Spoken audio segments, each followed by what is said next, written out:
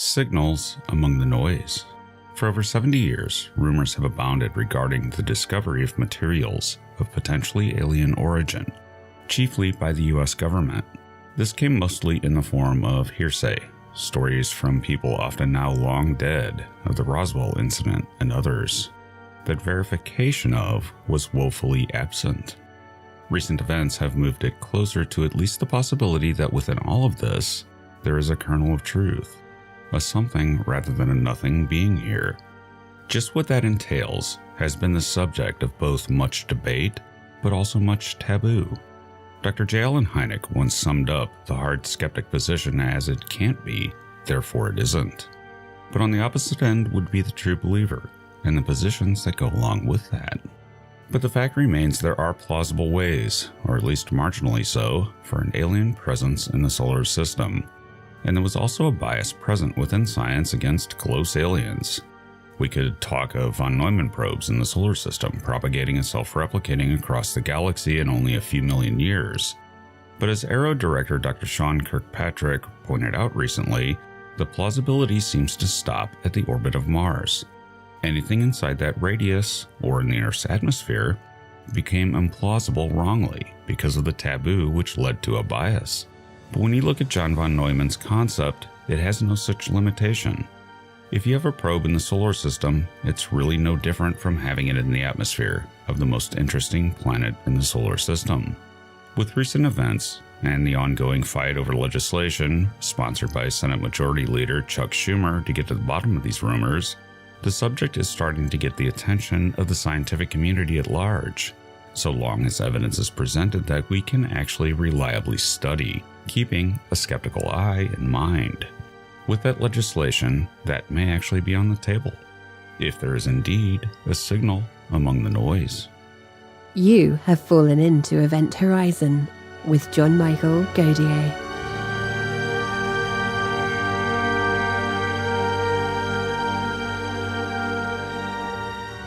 In today's episode, John is joined by Dr. Colm Kelleher. Colm A. Kelleher, Ph.D, is a biochemist with a 15-year research career in cell and molecular biology. Following his Ph.D. in biochemistry from the University of Dublin, Trinity College in 1983, Kelleher worked at the Ontario Cancer Institute, the Terry Fox Cancer Research Laboratory, and the National Jewish Center for Immunology and Respiratory Medicine. For the past 8 years, he has worked as project manager and team leader at a private research institute using forensic science methodology to unravel scientific anomalies. Colm Kelleher, welcome to the program. Great to be here. Now, Doctor, we have grappled with the UFO phenomenon for over 70 years, and, before Roswell, really. And there's always been rumors and questions and everything else, but it took a very different turn over the last few years, where there seems to be something there in the U.S. government that at least knows more about this than what they're telling everybody else. Now, I wouldn't want to come to any sort of conclusions about it, other than there just does seem to be a signal among the noise. Now, in your experience with the UFO phenomenon, looking at many, many different accounts and looking for patterns among these accounts and trying to glean what you can from the aggregate as opposed to the individual accounts, which can be problematic, but if you're looking at a lot of them, you can look for patterns. What were your conclusions on that? What did you see? Well, I guess this goes back from, I joined National Institute for Discovery Science, which was an organization funded by Robert Bigelow back in 1996. We spent 8 years focusing on the UFO phenomenon and investigating sort of boots on the ground, dozens and dozens of cases. And then we sort of moved into the OSAP program in 2008, which started through the Defense Intelligence Agency, $22 million program. We hired about 50 people in order to do that program. And the exclusive intent of that program was to investigate UFOs and also to determine whether or not UFOs constituted a threat to the United States. So I guess the short answer to your question is, obviously we do have gobs and gobs of data regarding UFO performance. We have gobs of data regarding UFO technology and or regarding technological performance. What we don't have a lot of is what is the agenda. There is definitely a very highly adept technological force out there that has been interacting closely with humans for the last 75 years. And if you look at Jacques Vallée's work, then you're really going back centuries and possibly beyond that. But regarding the agenda of the UFO phenomenon, we're still up in the air regarding agenda. But I will say that my experience that began with the National Institute for Discovery Science, investigating UFOs on Skinwalker Ranch and investigating UFOs out there, there is an element of deception that runs through the UFO phenomenon. In my experience, we were hunting something on Skinwalker Ranch that was definitely nuts and bolts UFOs, cloaking a panoply of other very weird phenomena that seem to go hand in hand with the nuts and bolts craft. So we are talking about deception. I think there's a thread of deception that runs through the entire interaction of the UFO phenomenon with humans, going back to 1940s, 1950s, where observers were able to see nuts and bolts objects sometimes pretty close up, but there was never any interaction between these objects and humans. There was a lot of phases of this interaction with humans over the decades that includes everything from the so-called contactees in the 50s through the so-called abduction phenomena in the 1970s and 1980s. And if you look at the different patterns that emerge, you do see an element of deception. There does seem to be a concerted effort on the part of this phenomenon to prevent accumulation of scientific data. A good example of that is right now on this planet, there are probably 6.4 billion smartphones, each one of which has a very high definition camera. A lot of them have high definition cameras, but yet we're still struggling with very blurry sort of long distance photographs. That should not be happening with something that is not actively preventing the accumulation of data. So I guess the short answer to your question is a technology that is engaging in deception.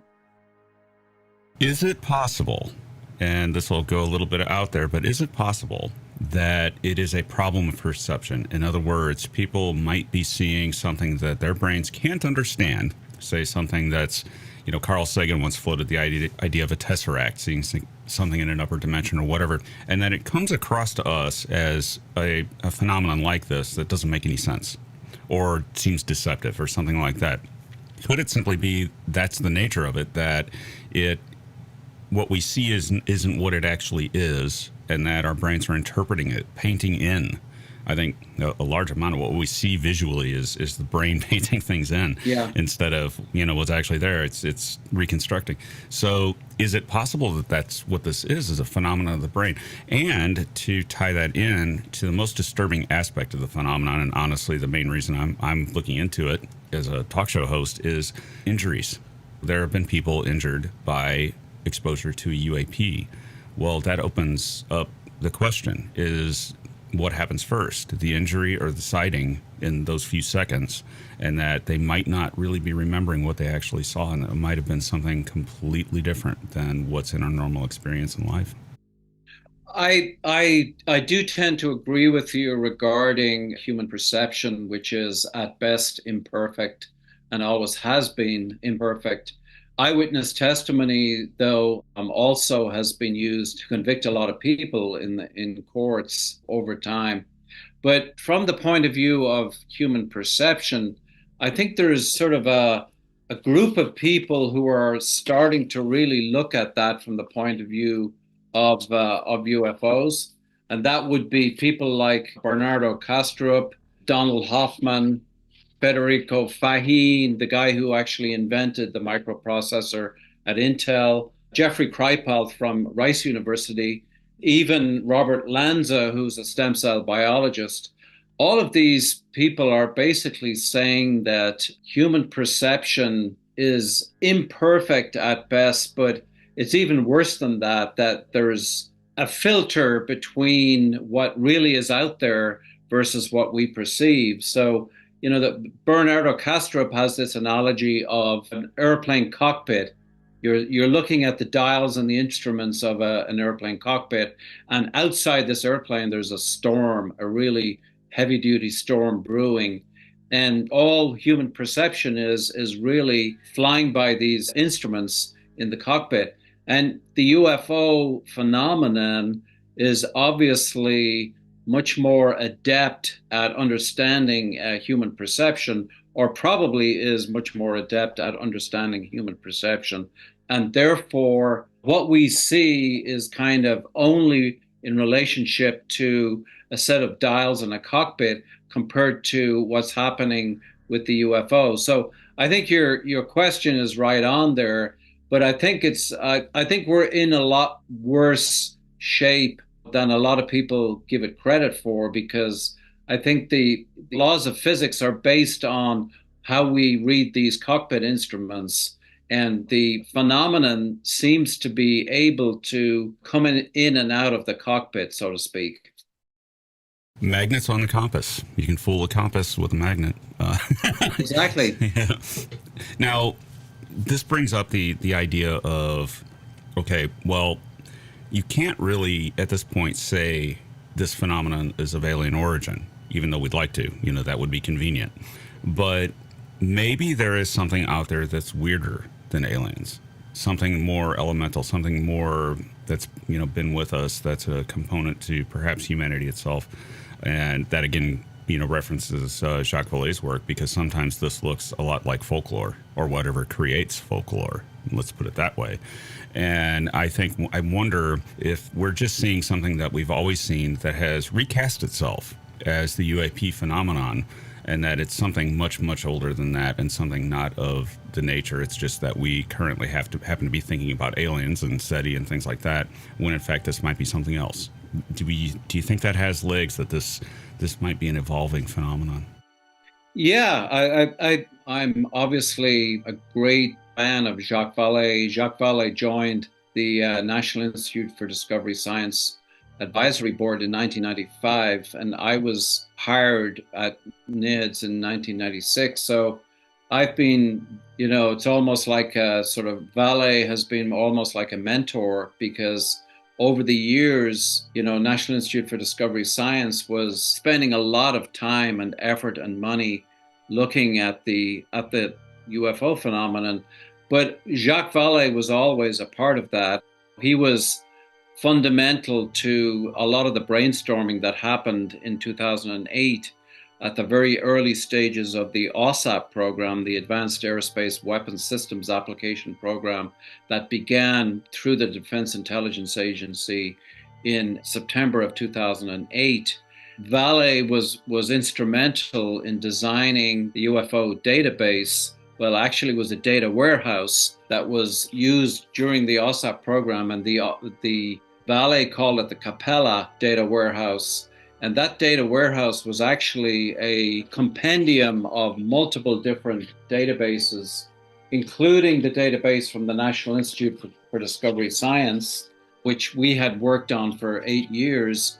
But it also had multiple pilot databases, military pilots, civilian pilots. It had a really interesting database that was fundamentally focused on the entire Brazilian Colares incidents that were very pertinent from a UFO medical injury perspective. So a lot of cases and a lot of testimony went into that Colares databases. And then we also had multiple government, British government, French government, Brazilian government, went through the whole release process. So I guess over many, many years, Jacques Vallée has been instrumental.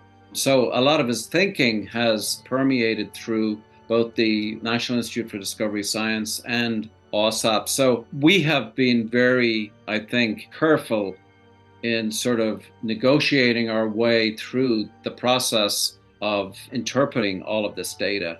And I'm very loath to go down the road of what is actually happening here. Are we talking about extraterrestrials? Are we talking about interdimensional phenomena? Are we talking about ultra terrestrials?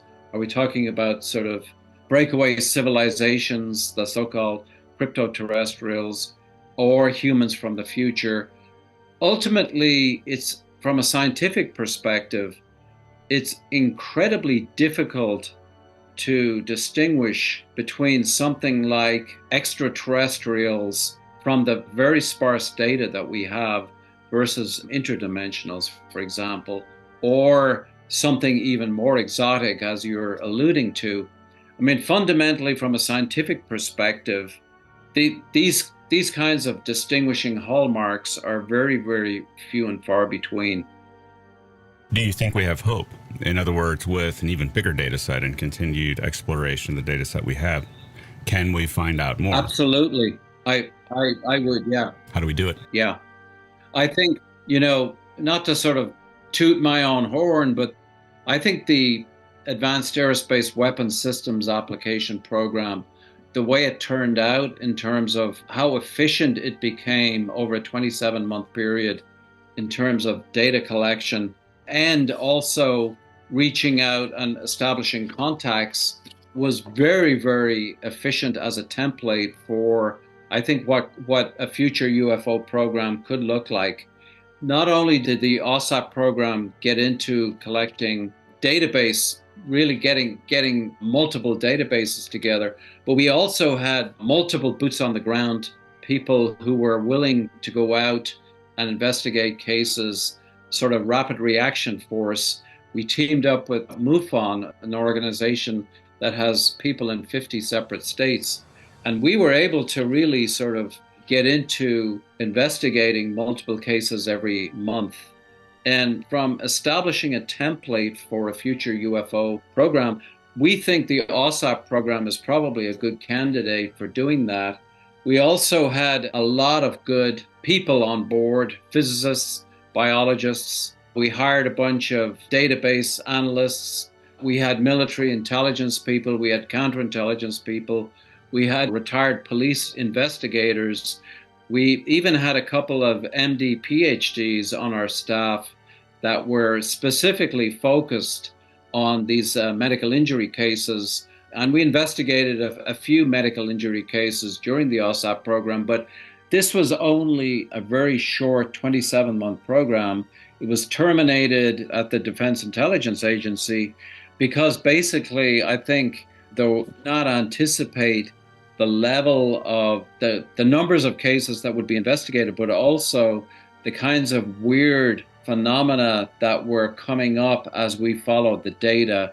Because once you start looking at effects of UFOs on humans, you start opening up things like medical injury cases, physiological effects, pathological effects, psychological effects, and even paranormal effects. And we did follow the data, and we followed the data down some pretty bizarre rabbit holes.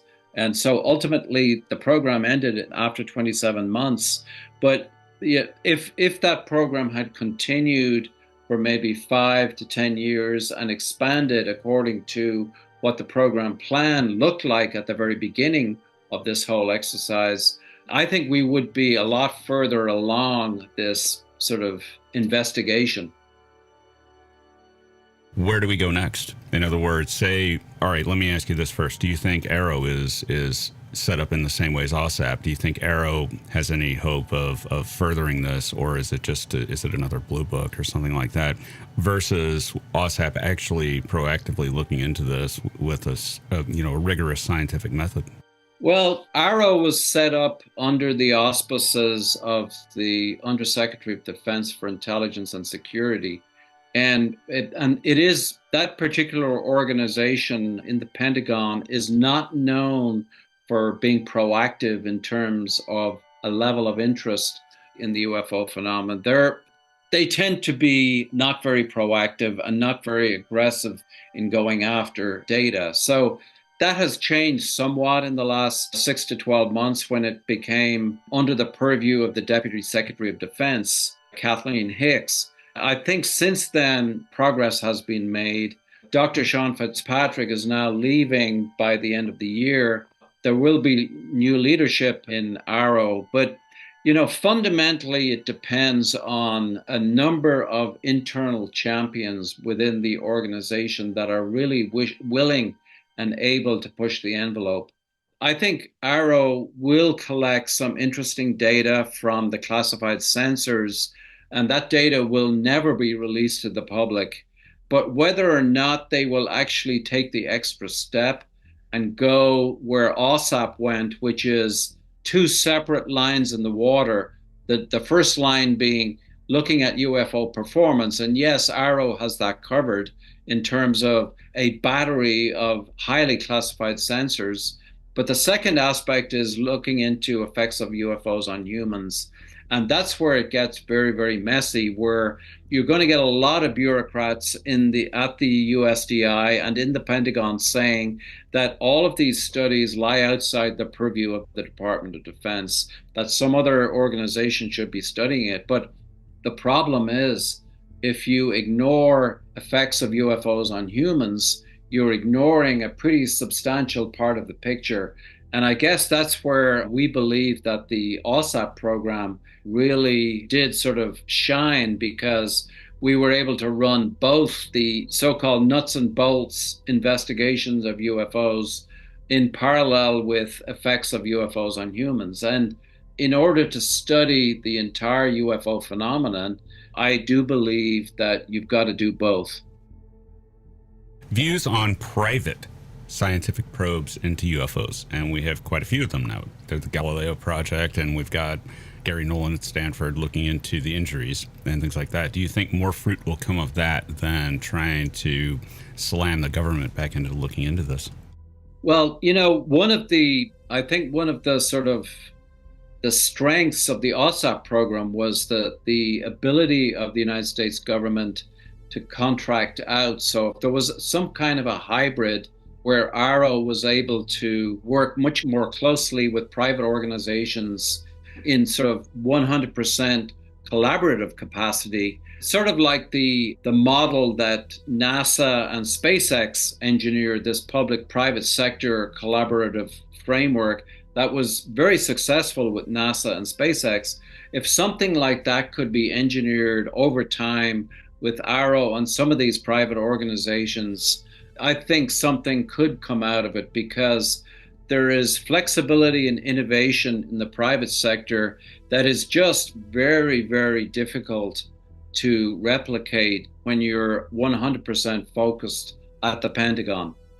Now, you worked in your newest book, Inside the U.S. Government Covert UFO Program, Initial Revelations, with Dr. Lakatsky. Right. And he said recently that he'd seen a craft and seen the inside of it. What are your thoughts on this? Can you shed any light on that, or is it just off limits? Well, I do know that when we were preparing this manuscript, and that section of the manuscript was sort of front and center, and we discussed it a lot, we submitted this manuscript to the Defense Office of Pre-Publication and Security, basically for permission to publish what was in it. And we were surprised what Dr. Lakatsky alluded to in terms of this technology of unknown origin actually survived the review process. But it was pretty obvious from the conversations that were happening at DOPSR that none of the authors were permitted to go beyond what those statements were in the book. So what Dr. Lakatsky had put out was about as far as he could go, and about as far as DOPSR was prepared to go. The previous book we put out, which was also on this program, but it was focused on the effects of UFOs on people, which was Skinwalkers at the Pentagon, we went through the same process with DOPSR, and DOPSR really hacked that book up, because there was a lot of cases that we described that involved people were still active duty military. So there was a lot of changes that were made with the Skinwalkers at the Pentagon book. Not so many changes in the Initial Revelations book that came out about a month ago. But in terms of what we can say going beyond what Lukatsky had written in that book. I'm not at liberty to go beyond what was written in the book. A tale of two cases, two particularly compelling ones, one semi-old, one semi-new, both neither brand new. The first is the RB-57 case, made initially probably most known through the work of Dr. James E. McDonald, who was an atmospheric scientist looking into UAP. And that particular case was multiple witness and multiple censor for its time. Could you give us an overview of this case?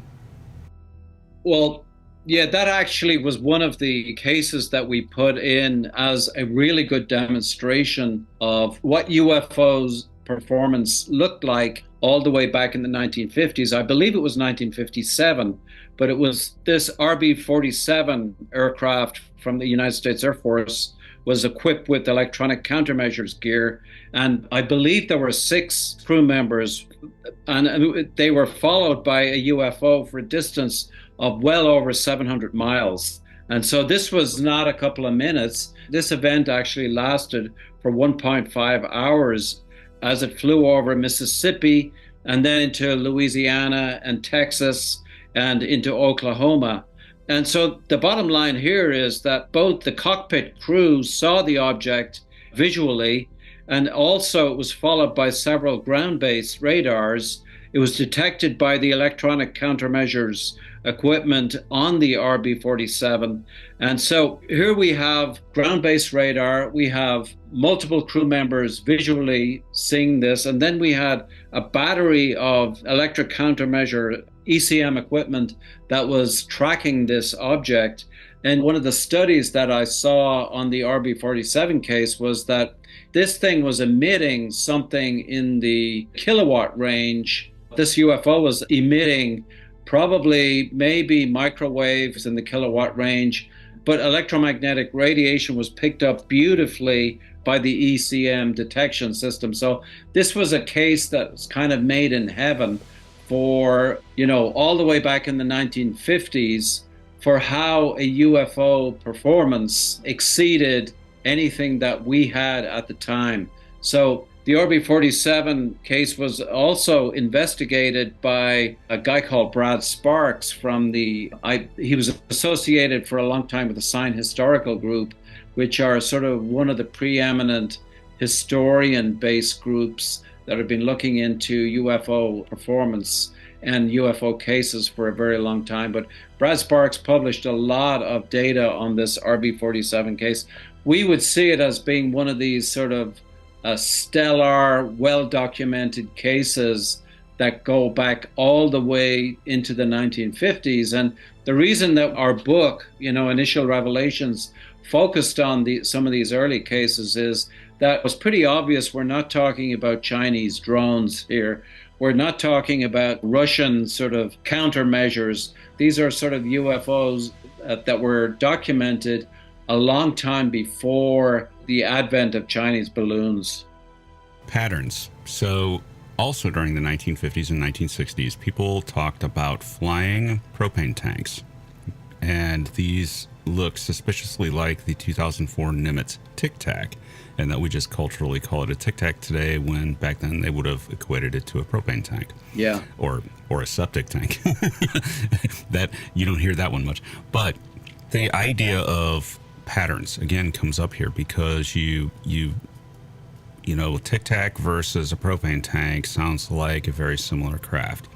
Now, can you connect those cases together with the Nimitz event as a modern example of this versus what was seen in the 1950s? Well, I think you're right. There was a whole plethora of cylindrical shaped objects, and flying propane tanks were relatively common.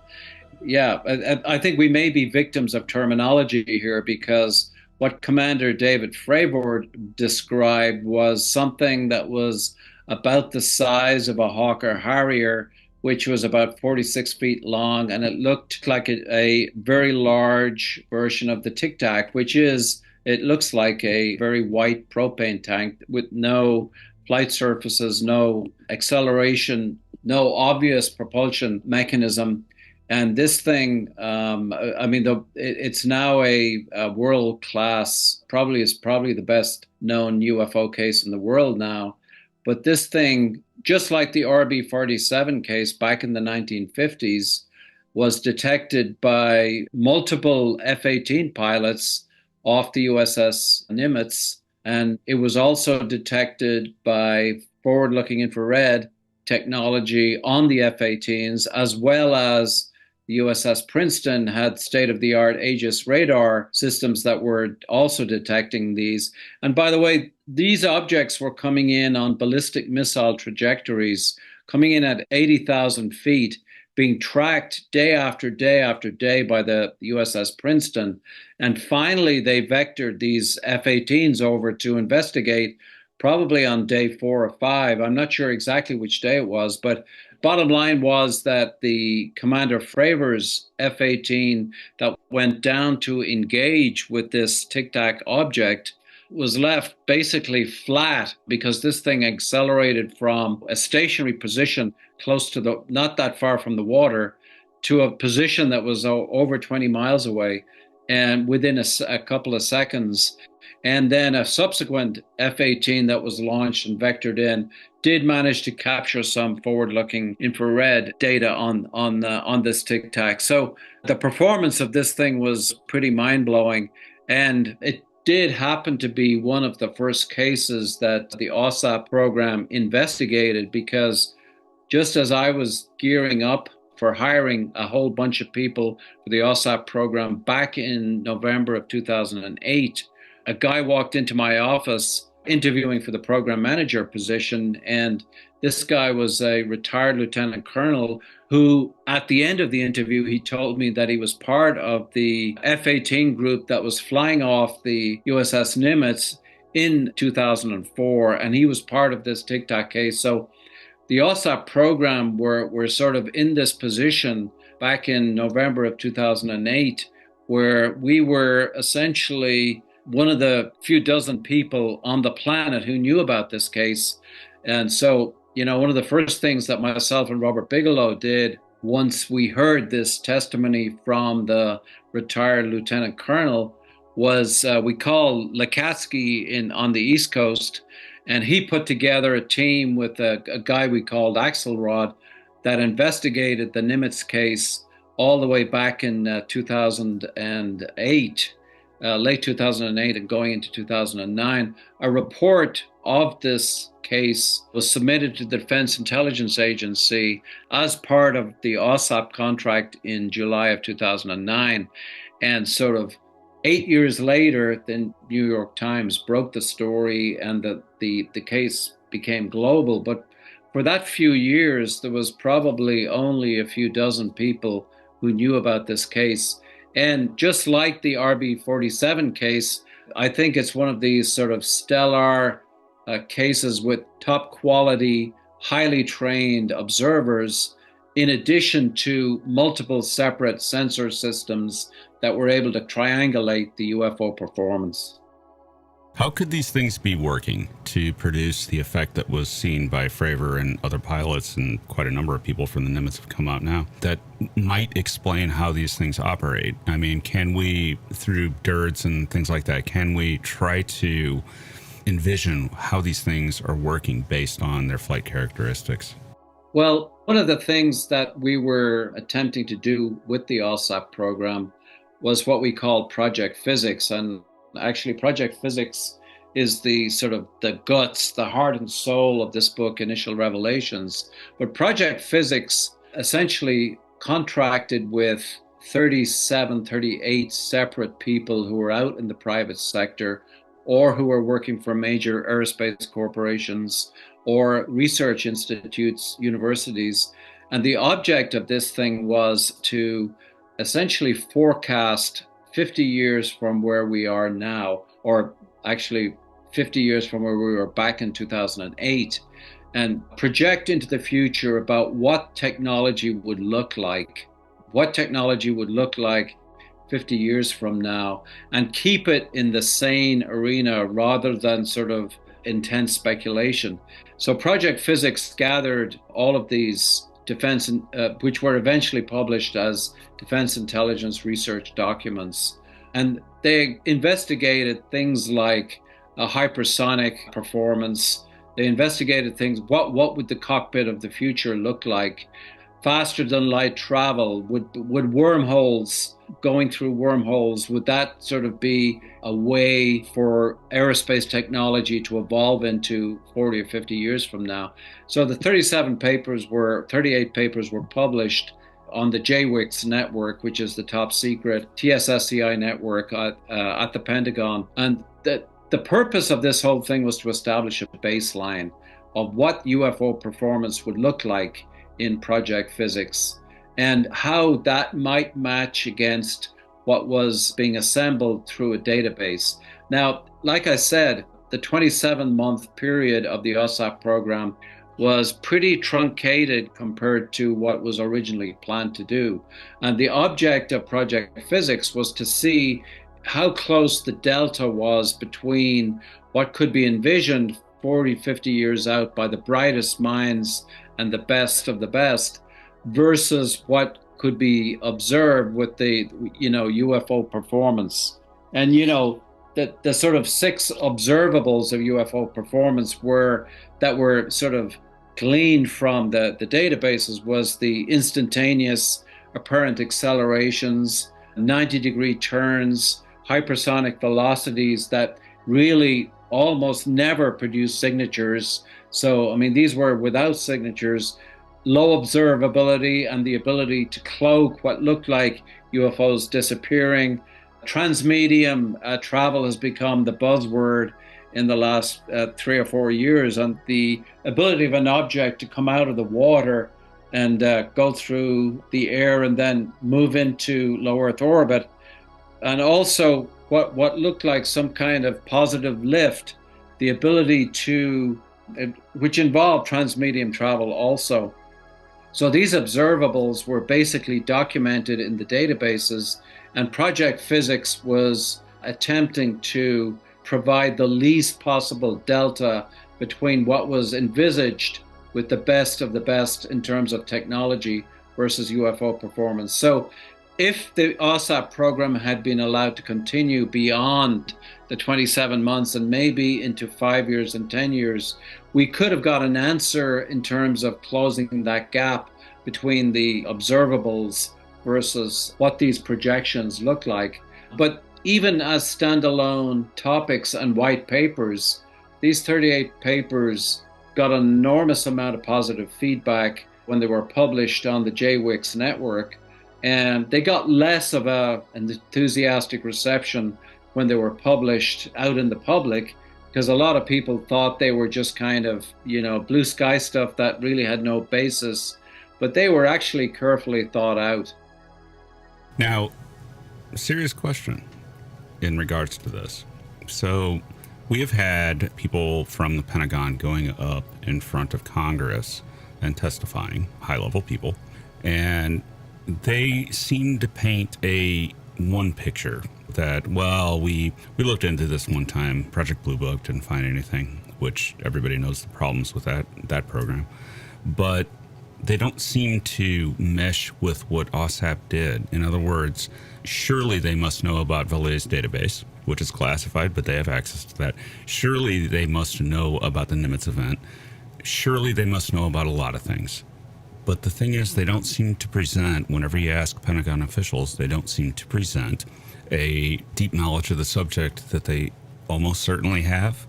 And to make it even broader, if there is something here, an alien civilization's presence, that is the biggest national or global security threat ever to face humanity, why do you think that is? Are they just saying, we can't do anything about this, so downplay it? Or do you think that there's just some sort of cultural problem in the Pentagon that makes them downplay the potential of this, the potential national or global security threat of the UFO phenomenon? Well, I think the Pentagon has been sort of operating in I guess, a mode of secrecy since the very, very beginning. I mean, the the Roswell event happened in Roswell, New Mexico back in July of 1947, but it also happened in an area of extremely high security in New Mexico, where a lot of the nuclear technology that was fundamental to the United States national security was right there. The place was crawling with Soviet spies back in 1947. You know, Stalin wanted to get his hands on this technology. So this so-called crash of Roswell happened right in an area and at a time where the only possible reaction was to classify it at the absolute highest levels to prevent sort of an army of foreign intelligence agencies from getting their hands on it. So the very genesis of the modern UFO era was a deep dive in terms of the Department of Defense into the classified arena, and it has remained like that ever since. So I think you're absolutely correct. Decade after decade, all the way through the Project Sign, Project Grudge, which ended in sort of the late 1940s. It evolved into Project Blue Book, which ran for a dozen plus years and ended in 1969. But all of these were essentially public relations efforts on the part of the United States Air Force and the various intelligence agencies to absolutely downplay the importance of the UFO topic. So the Pentagon has had a long, long history of avoiding the UFO topic, and it's almost like they've been in autopilot for decade after decade, where all of this material, all of this evidence has been buried deep, very, very deeply, and it has never seen the light of day for decade after decade. And then in 2017, when the New York Times broke the story, December of 2017, New York Times broke the story about our program, the Defense Intelligence Agency program, plus the Tic Tac case, it kind of blew this sort of complacent arena of secrecy. It blew it out of the water. And the years since then, you know, it's been sort of the Pentagon and the Department of Defense have been playing catch up with the events that have unfolded. You had the UAP task force that was originated in the United States Navy, that was around the 2018 timeframe, 2017 timeframe, I believe. And that was a really proactive scenario within the Department of the Navy, where a lot of pilots were being interviewed regarding UFOs.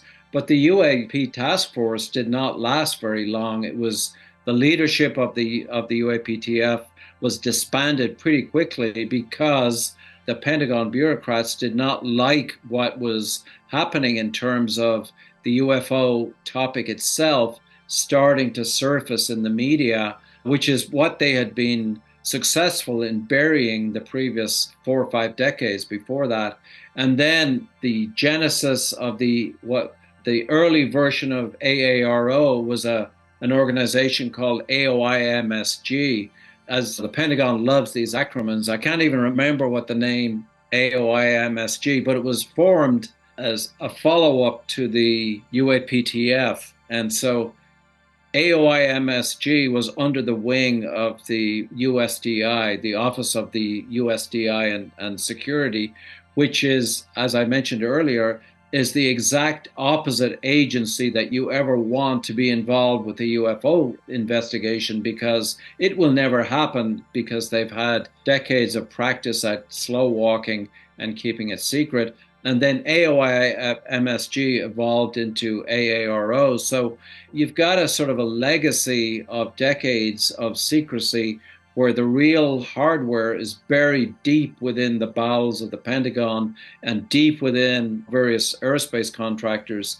And that's the way it has been for decades. So the idea of sort of waking up this slumbering beast, you know, which has sort of started to happen in the last 6 years, I think it's a very long-term project to actually have any kind of success, because I think the Pentagon is used to, you know, essentially blowing this UFO topic off. And the standard line from the Pentagon since the closure of Blue Book in 1969 has been that the United States does not investigate UFOs. It has no interest in UFOs. UFOs do not constitute a national security issue for the United States. Therefore, the public is invited to move on. There's nothing to see here.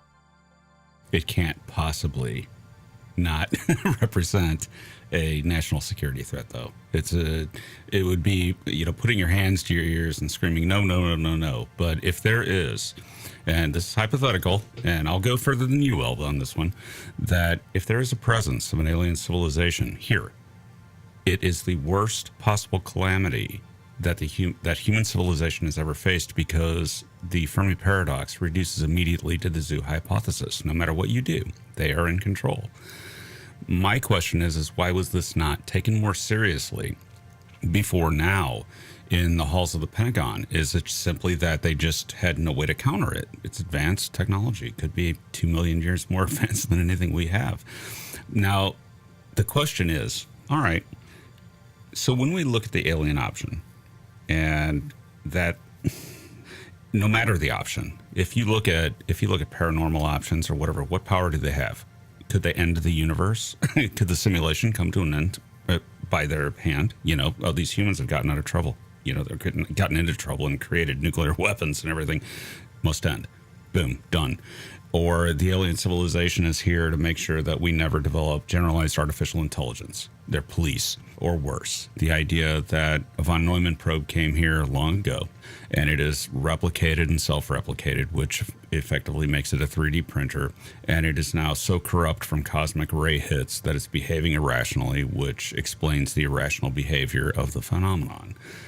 Shouldn't we be looking into these ideas and discussing them somewhere, whether in the halls of government or in the halls of science and papers or whatever, where we look at the phenomenon as a true global international security threat, that this could be very, very bad, what we're living through?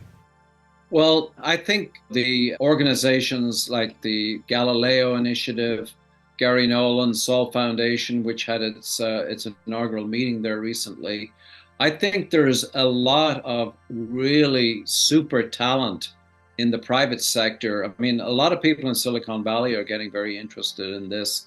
I think Avi Loeb's initiative has galvanized a lot of interest in the academic community. I think AIAA has sort of taken the UFO topic under its wings. So out in the scientific arena, I think movement is happening that has not happened in the history of the UFO phenomenon. The problem is the sort of entrenched, decades-long culture of secrecy that the Pentagon has gone with. And the bottom line is, I guess the Pentagon feels that since there has not been an overt attack on the United States by some outer force, therefore there is really no need to get their act together and get their ducks in a row. So I think what's happening in the private sector and the academic community is far, far ahead of what's happening in the United States government.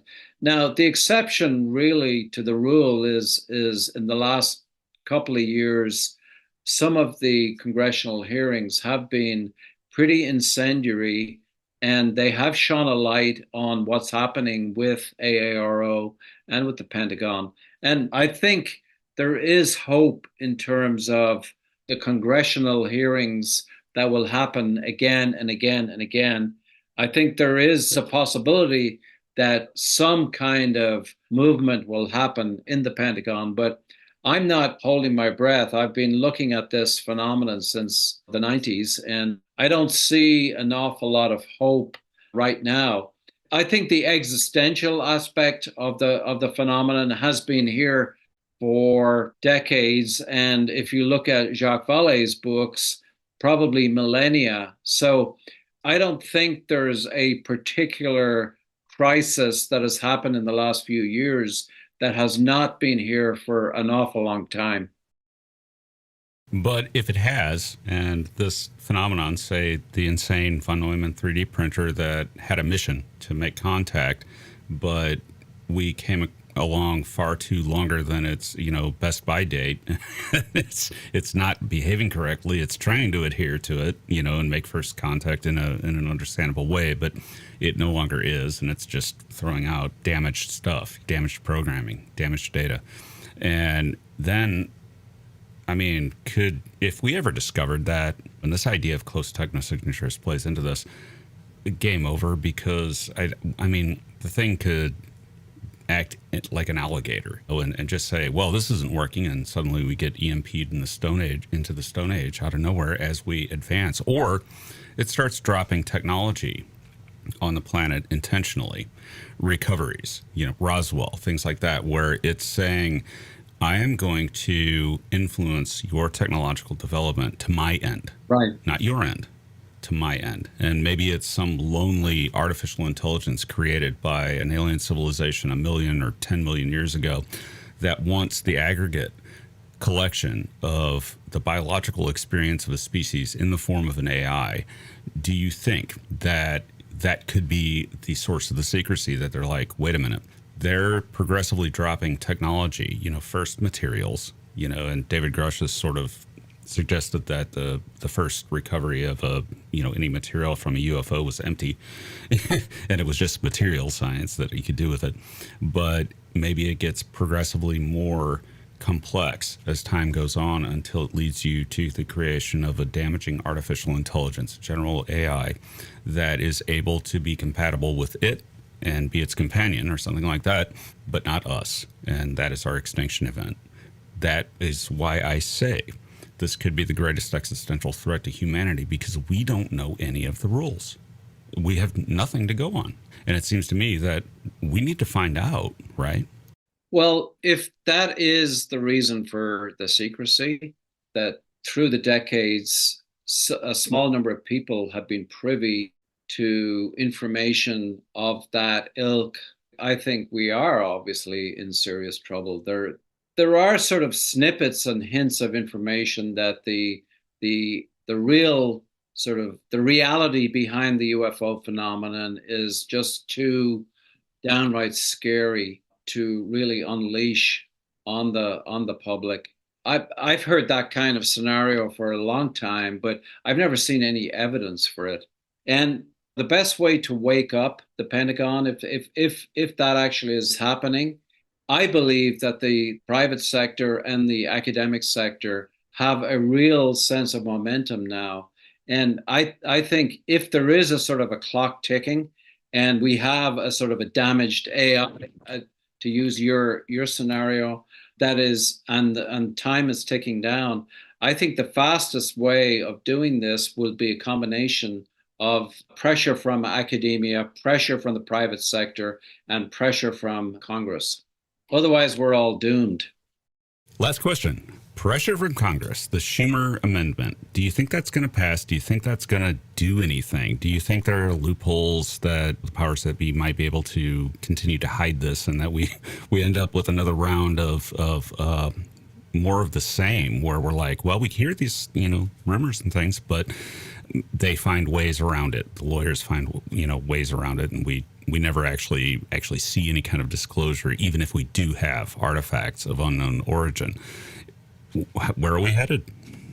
Well, I know for a fact that both Secretary of Defense Austin and also Congressman Mike Turner, whose congressional district includes Wright-Patterson Air Force Base in Dayton, Ohio, both of these gentlemen have been putting enormous pressure in the Senate and in Congress, essentially trying to reverse the teeth in the Schumer amendment. And I am very, I guess, skeptical about whether or not that language will actually pass in the National Defense Authorization Act, because Congressman Mike Turner especially has been very vocal in trying to limit the number of congressional hearings that are going on. And I think it's kind of, there is a clock ticking, and I think the more Secretary of Defense Austin and Congressman Mike Turner put pressure on various congressional people, I think the chances of the National Defense Authorization Act, with all of the amendments, including the Schumer amendment, I don't see it surviving, to be honest. I think the knives are out, and I think there's a lot of evidence that a lot of pressure has been exerted behind the scenes to try to stifle future congressional hearings. And there's a battle going on for the hearts and minds of the Senate and Senate staffers, because, as you know, David Grush spent a lot of time, many, many, many hours, briefing members of the staff people of the Senate Armed Services Committee and the Senate Intelligence Committee. So a lot of people are privy to a lot of what David Grush knew or knows. And so the sort of battle is on between the forces that want to stifle this, and they're being led by Secretary of Defense Austin and Congressman Mike Turner, versus Congressman Tim Burchett and his allies that are trying to increase the pace of congressional hearings and increase the amount of debriefings that are happening in various SCIFs. Last question. And I know I said the last one was the last one, but one occurred to me, and I want to ask you, in your capacity as a scientist, a doctor in biochemistry. So say they towed out a frozen body, some kind of biological material. How do we determine that's of alien origin and not of some artificial origin, artificially created DNA or something like that, a custom organism or something that might have been printed by a von Neumann probe? If we actually do get the goods, and there actually is biological materials, which is one of David Grush's claims, where do we start in the science of trying to figure out where that thing is from, if it exists?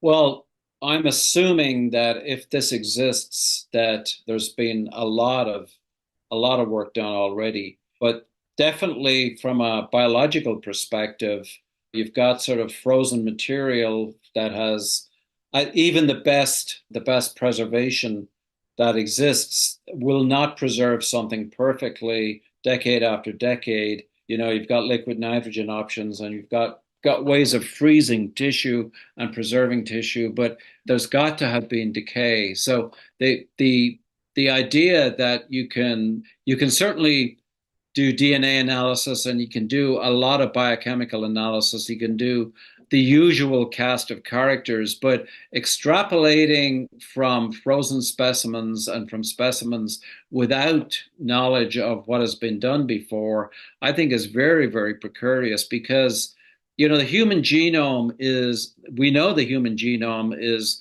a tremendously flexible, and from a biochemical perspective, a tremendously labile template from which to produce a lot. I mean, 3% of the human genome encodes protein. 97% of the genome encodes regulatory sequences and a lot of very sophisticated ways of producing epigenetics. So, I mean, it could be that the human genome is capable of producing either a gray alien or something that looks like a 9-foot tall blonde. And the genome is that flexible and that capable. So I think a DNA analysis would be insufficient to get any kind of extrapolations going.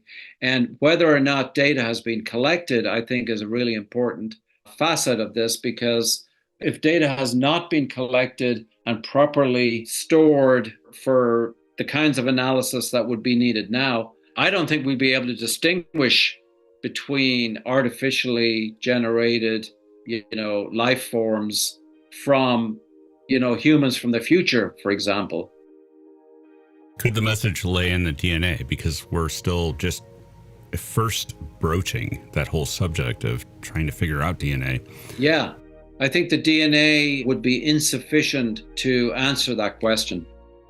Interesting. So no DNA SETI, right? Well, I mean, unless, I can't remember who it was. Was it who actually sort of postulated that the ultimate messages will lie in the DNA? It's wide open territory. Dr. Kelleher, thank you for joining us today. Everyone should check out Inside the U.S. Government Covert UFO Program Initial Revelations by Dr. Lakatsky, Dr. Kelleher, and George Knapp. And I hope you'll rejoin us sometime in the future when we get more information. Hopefully we do. Thank you very much. It was a very stimulating conversation.